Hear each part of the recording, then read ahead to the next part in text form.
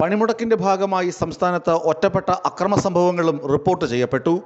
Attingal government vocational higher secondary സ്കൂളിലെ power unit റൂമിന്റെ പൂട്ട് തകർത്ത സമരാനുകൂലികൾ വൈദ്യുത ബന്ധം വിച്ഛേദിച്ചു. അധ്യാപകനെ ക്രൂരമായി മർദ്ദിച്ചു. ആദ്യം അവർ എന്നെ നോക്കി കുറെ ചീത്ത വിളിച്ചു. ഞാനൊന്നും നോക്കിട്ടാ അപ്പൊ പതുക്കെ എടുത്ത് എന്റെ അടുത്ത് വന്ന് ചീത്ത വിളിച്ചു. ഒരു ഇടി ഭയങ്കരമായിട്ട് ഇടിക്കാൻ എന്റെ കയ്യിൽ പിടിച്ച് ഞാൻ ഓപ്പറേഷൻ ചെയ്ത കൈയാണ്. കഴിഞ്ഞ വർഷം ഓപ്പറേഷൻ ചെയ്ത നോക്കും ആ കൈ പിടിച്ചവൻ തിരിക്കുകയെല്ലാം ചെയ്തു. ഇവിടെ ഹൈസ്കൂൾ വിഭാഗത്തിൽ പകുതി ജീവനക്കാർ ഹാജരായെങ്കിലും കുട്ടികളുടെ അഭാവത്തിൽ ക്ലാസുകൾ നടന്നില്ല. പണിമുടക്കുമായി ബന്ധപ്പെട്ട കണ്ണൂർ ശ്രീകണ്ഠാപുരം നഗരസഭയിലെ നെടുങ്ങോം GSSൽ സംഘർഷം നടന്നു. ജോലിക്കെത്തിയ അധ്യാപകരുടെ വാഹനങ്ങളുടെ ടയറിന്റെ കാറ്റ് സമരാനുകൂലികൾ അഴിച്ചുവിട്ടു. KPSTA, HSTA യൂണിയനുകളിൽപ്പെട്ട 15 അധ്യാപകരാണ് ജോലിക്ക് ഹാജരായത്. പുറത്തുനിന്നെത്തിയ സമരാനുകൂലികൾ സ്കൂളിൽ കടന്നുകയറി ബഹളമുണ്ടാക്കി. ഇതിനിടെയാണ് വാഹനങ്ങളുടെ കാറ്റ് അഴിച്ചുവിട്ടത്. സംഘർഷത്തെ തുടർന്ന് പോലീസ് സ്ഥലത്ത് ക്യാമ്പ് ചെയ്യുന്നുണ്ട്.